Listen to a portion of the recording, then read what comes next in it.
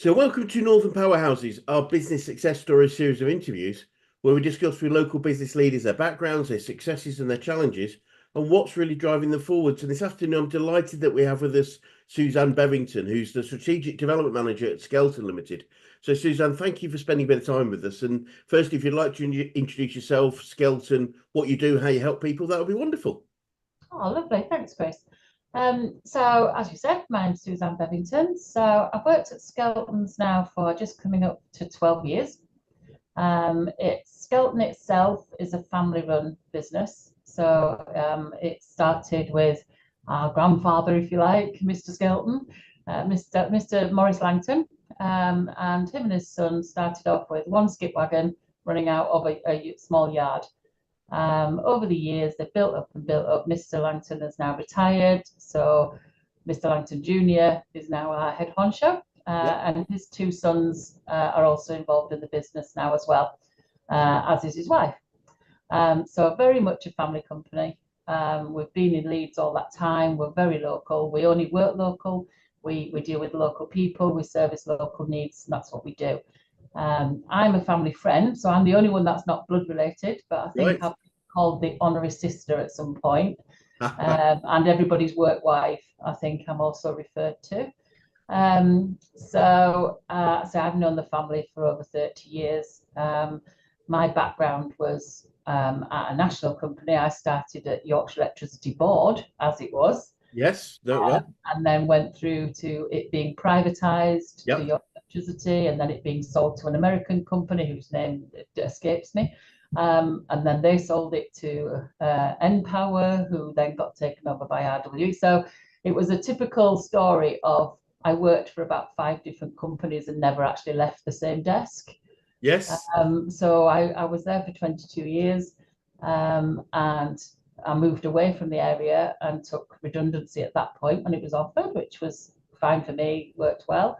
And then Dina Rhonda spoke to me and said, "Oh, come and work for us." And I'm like, working for friends, not always a good idea. But she said, "Oh, just come for a bit, and we just need to introduce some computer systems, and we just need to get some procedures in place, and a fresh pair of eyes will really, be useful."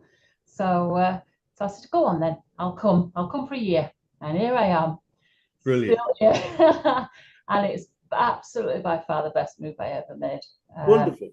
I've learned so much about this business. I mean, I had no history around waste recycling, anything like that. Didn't really need to from an office point of view at that point, because I'm here to put procedures in now. Yes. Procedures, whether you're working in waste, whether you're working, in retail, whatever you're doing, procedures are procedures, people are people, computers are computers. It's just a case of what you adapt them to. So having done that, then we sort of branched out more into, right, how are we going to develop the company then? I didn't want to leave after a year. They didn't want me to leave. So, I now travel from Lincolnshire to Leeds every day, because I love it, effectively. I mean, yes, they pay my wages and yes, they pay my mortgage, but I would not work for a big company again, having worked for a family company. No, wonderful. Wonderful.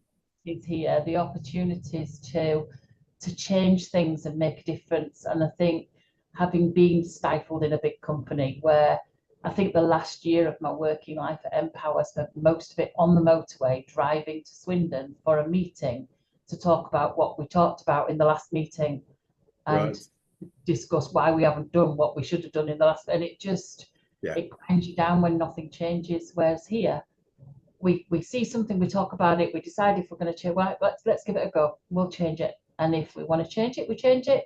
If it doesn't work, we change it back. Brilliant. And it's that kind of opportunity to make a difference, and to have seen. I do actually keep a little tally of, what was the company like when I started, and I do log down my achievements, not just mine, but the company achievements. And sometimes just to look back and you go, wow, brilliant. Look at where we've come from. Because it's difficult when you're at the coal face digging away. You sometimes forget to look back and look at where you've come from. So very, very handy, I think, to just keep a little tally. It doesn't have to be much, just jot it in a little notebook, just to go, wow, look at that. Things tangible things like, what was the turnover when, 10 years ago? What is the turnover now? You sort Brilliant. of your KPIs, your sort of things that really show whether you're succeeding or not. And then Brilliant. I look at the other stuff that you can't really put your finger on, but I look at the staff that are here, and I look at the staff that we had when I first started, and I look at the turnover of the staff, and I look at the turnover of the staff we've got now, and it's negligible, compared to how it was. So the staff are happy, the staff are working hard. They work hard, they play hard, they get well rewarded for what they do, and they get well appreciated for what they do, and they stay. And it's things like that that you can put your finger on with a successful business to see, Brilliant. are your staff working for you, Yeah. working with you? Yeah. That's the thing. And we've got a lot of people who, when the chips are down, they roll the sleeves up and they get stuck in. Brilliant. Brilliant. And how has your role changed over that period? I think you say 12 years, I think you said. Yeah, massively. I mean, when I first came, I was answering the phone, I was taking skip orders, well, you do a bit of everything in a family company, don't you? In a small Yeah. company, there are no prima donnas. Nobody has the luxury of saying that in my job, Yeah. because it's everybody's job. And even now, our director comes in, and sometimes, and you'll find her cleaning the toilet. I'll just give the toilet wipe around. It's just, that's how it is. But I think from my first sort of year or so, from getting the computer systems in and working, and getting reconciliations in place, making sure we've got these control points, recruiting staff, getting office staff. I mean, my first staff member that I recruited when I first started is still here, Brilliant. and it's that sort of thing. It's fabulous. So I think that's because I've now got a good core staff that's allowed me then to just take a step away from the day to day, and now gone from being office manager to now strategic development manager. Brilliant. Sounds a little bit of a made up title, but it is what I do. It's developing the company, looking at how we can make things better, looking at what we're doing, trying to look, short term, what we're doing this week, what we're doing next week, what we're doing next year, what we're doing in 5 years, pulling numbers together, putting forecasts together, things like that. And so it's a massive change. Brilliant. I've now got a qualification, a whammy tab qualification in waste management, Brilliant.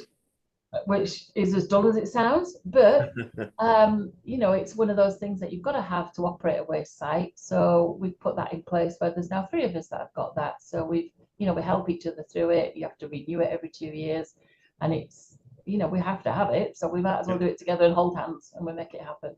Yep. Brilliant. And while you've been there, what are some of the biggest challenges that the business had to face and overcome over that last sort of 12 years or so?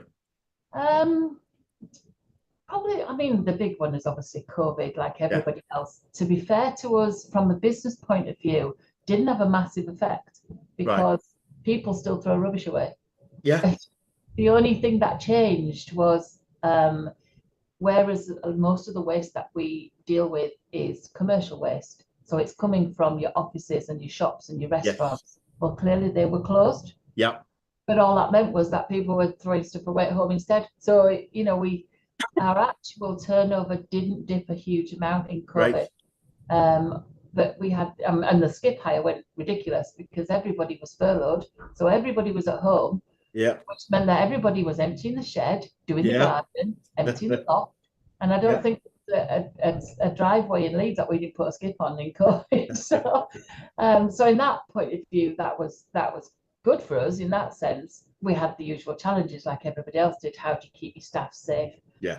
How do you deal with the absences when they were poorly? And I think everybody here got it at some point and was poorly with it. We also had a lot of staff absences, but we got through it, and we knuckled down and cracked on, really. Brilliant. You can't work from home when you're dealing with waste, so we had to all come to work. So we had to introduce procedures, which meant that we staggered work breaks so that not everybody was in the canteen at the same time. And we've actually continued that because it worked, and the lads liked it. They liked to have the staggered breaks. So it actually worked, so we kept it. Oh, brilliant. So, so yeah, those sort of challenges. And the other, I mean, the other one is staff from a, your labourers' point of view. All the rest of the staff stay forever, but the labourers come and go. Right. And I think from talking with other people in business, they have exactly the same issues. Yeah.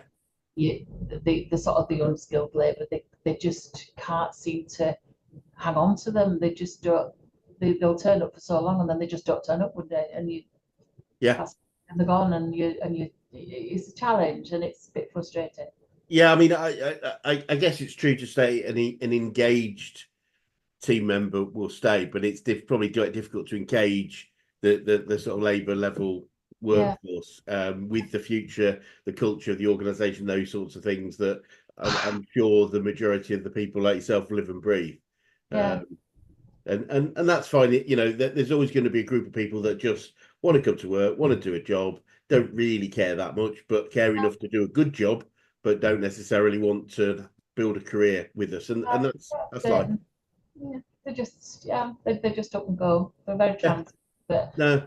I speak to other people, not just in the waste industry, but in other industries, and everybody's having the same really. So yeah, the work market at the moment is quite challenging anyway, because it is that there has been a surplus of jobs compared to the workforce. That is changing back now. I think we'll see parity. We'll go back to a sort of balanced situation within the next 12 months, but it's still is a challenge. And from whether it's from the challenges or from the successes you've had, what are the biggest learnings you have about working and building a business? probably the biggest thing I've learned is to just take a breath sometimes and just decide where you want to be. And I think we all sort of fall foul of that a little bit again because we're so busy. Yeah. And I mean, the days fly by. We're constantly on the go. You never hear anybody here say, "I've got nothing to do today," because it's like you are joking, aren't you? There's stuff. There's constantly piles of stuff to do. But sometimes you need to not get sidetracked, I think, and sort of keep a focus on where you want to be. Yeah, that makes sense. Because it's very easy to go off on a tangent and then find that you're working hard, but you're not working hard towards the goal that you wanted to be going towards. Yes. That's the thing. So I think that's a good learning curve. It's just to take a breath sometimes and just make sure that you're not wasting your energies. Pick your battles, I think, and absolutely use your energy on something that's actually going to have some worth, not fighting a losing battle really. And as you say, when you're in the middle of it, I mean, I like to use the phrase quite often, sort of slow down to speed up. You can actually go fast when you slow down, take a breath, put a head up, because obviously if we're head down working as hard as we can, just head up. Are we going in the right direction? Are we still going on plan? Because it's easy to get diverted and working, sometimes being busy isn't what business is about. It's actually being, working smart, not hard, if that makes sense. Absolutely. Yeah, we have a phrase that says, "Don't be a busy fool." No, absolutely. It's easy to be doing stuff, and there's a comfort in working hard for many people. I think that's the challenge. Is it feels good if we're working really hard, but it's not always the best thing to do. And it's it is that ability to, especially strategically, take a step back. Are we going the right direction? And if we are we using the right tools? And are we operating the right plan? And the other thing is, I think you're probably aware we're a business coaching organisation. I'm keen to know who the best coaches you've worked with, whether that's business, sport, life in general. Who's had the biggest influence on you personally? Me personally would definitely be my dad. Brilliant. Very, very shrewd man. And I think the phrase "think outside the box" was made for my dad. Great. I mean, he's sadly no longer with us, but some of the things that he did, he was a bit of a pioneer in his day. He would find a way, and he would find a way that maybe didn't fit with what other people might have thought was the right thing to do, but he made it happen, and he's I think that was a big influence on me to sort of just sometimes you have got to think of something completely off field. Yeah. And it actually is the right thing to do. And Brilliant. it's come out quite a lot in my life personally. And work-wise, you know. And I mean, he had a very good work ethic. I mean, my dad worked very hard, as my mum did. Yeah. But I think my dad in particular was a bit of a mad eccentric sometimes. Wonderful. And my poor long-suffering mum, you know, would just have to just make it happen. So it's definitely, you know, behind every, you know, successful man, Yeah. there's tearing her hair out, sort of. And that's pretty much my mum. And luckily, I've still got my mum, and she's 97 now, and Oh, wonderful. she still goes out. I mean, she makes me tired just looking at her. She's never stops, and I think that has been an influence on me. But really, my dad, the sort of things that he would do, and the talks that we used to have, and the, you know, like if I had a problem, and so we'd sort of sit, and he wouldn't give me a solution. He'd listen to what I've got to say, and I've always tried to do that with my children. Say, listen, tell Yeah. me what it is, and then let's see. And I might come up with some suggestions, but I'm not going to wave a magic wand and make it better, which, you know, because you don't learn from that really. So I think my dad definitely set me off on a good path. Yeah, very smart man, smart man. Absolutely brilliant. And whether it's from him or anywhere else, do you find yourself using any favourite quotes or sayings? We mentioned earlier one or two. Yeah, lots of quotes and sayings. I say the one definitely from my dad was, "It's nice to be important, but it's more important to be nice." Definitely got that one. Brilliant. And so many. You know, the old serenity one. You know, like you have the patience to accept what you can't change, and the courage to change what you can, and the wisdom to know the difference. And my dad always said, it's definitely the wisdom bit that's the most important. Don't fight a battle that's pointless. Save your energy, and use it for the one you know you can win. You know, it's like, yeah, you're right. Very, very, yeah, very wise words. It's so easy to get involved in fighting battles, as you say. We can't win, aren't important. You know, there's a lot of energy involved. Exactly. Nobody wins, so what's the point? So just take a breath and walk away. Yeah. Absolutely, absolutely. And what would you say you've learned about yourself throughout your career so far? I've learned I'm very tenacious, which I didn't think I was. Um, but I've learned more and more, especially working here over the last 12 years, Yep. to really get my teeth into something and make it happen and not give up. Yep. You know, and I think again, from working from a big company, it's easy to give up because sometimes it just doesn't matter, you know, and you just don't know, you know, whether to carry on fighting something, or you can't fight it because you're fighting a big animal. Whereas when you're trying to get something done here, and if I believe in it, I'll fight for it, you know, I can make it happen, and I don't care how hard I have to work, I'll make it happen. Brilliant.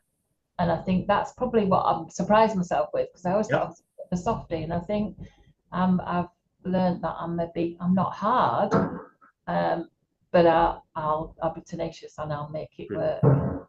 Brilliant. So I think that's what I've learned really. Brilliant. Wonderful. And going back to Skelton, what does the future look like for you guys, and what challenges do you think you might face, if any? Right. Well, we've got a really exciting future. The next 12 months in particular. Brilliant. As we speak, we've got workmen on site. We're actually building an energy from waste plant on site. So we're actually building our own incinerator. Wow. Which is a huge development for a company like ours, you Yes. know. So we're only quite a small site. We've got this small little independent burner. It's going up as we speak. We've got cranes and people everywhere, and that's going to get us to where we want to be, sort of with this sort of net zero sort of aim that everybody's got. But in the waste industry, it's very difficult. But we've got this boiler going up, and hopefully by early next year we should be up and running, and that's going to have a massive impact on the way we work. Brilliant. It's saving us loading waste onto lorries and shipping it down the motorway. Yep. You know, we're having to pay to get rid of it somewhere, whereas we can actually burn it. So we've got double whammy there. It's going to be energy, so we're going to save on energy costs. It's a massive, massive deal, and something that Skelton's has never embarked on anything quite as big as this. It's a huge deal, and it's so exciting. We've got time lapse cameras set up, so we're wonderful. going up. So that's really interesting. So hoping that we can get that, once that's up and running, get it on the website and let people have a look at that. And it's very exciting stuff. Wowzers. Yeah, really good. Oh, well, it'd be good to swing by in another sort of 6, 12 months to just see Absolutely. what you've learned from that, I guess. It's Yes. Yeah. but I I'm mean, sure that, it's going to bring us staff development because obviously it needs operators. So once yeah, it's commissioned and the company that are actually commissioning it, then we'll then look to hand it over to our own staff. And brilliant. our own staff are like knocking on the door that, I want to be involved. I want to do it. I want Wonderful. to learn it. It's great. It's really exciting for everybody. Fabulous. Very exciting times. Yeah. Oh yeah, no, it'd be good. It'd be good to see, yeah, come back and get your learnings from all of that situation. And I'm keen to know what you'd say to anyone that was thinking of going into business right now, Suzanne. I think be clear on what you want and the old be careful what you wish for. Like it is, it Yeah, must be quite demoralizing if you set out and not quite got a clear plan and yeah, then it all goes horribly wrong. So if you're clear and you're prepared to put the work in and you believe in what you're doing, you will succeed if you believe in what you're doing. yes, And take the help that anybody offers you, and their advice. Even you might not act on it, but listen to what people have got to say, yep, and just take it on board and then pull out the little nuggets that you can use and use those. yep, But don't be swayed. Don't let other people sway you too much. yeah, Just take their advice and use that. And I think that's probably one of the things I've learned is don't try and please everybody because you're not going to please everyone. no, So, much as it's nice to be nice, as we said, yep, but sometimes you have to stick to your guns and be quite direct and yep, say, no, I'm not doing that, or yes, I'm doing this. And there's nothing wrong with that. yes, And stick to your guns and make it happen. If you want it bad enough, you'll make it happen. yep, yep, absolutely. My advice is believe in yourself and just do it. Wonderful. Very, very sound advice. And speaking of which, what would be the best advice you could give an 18-year-old you if you could go back in time and do so, Susan?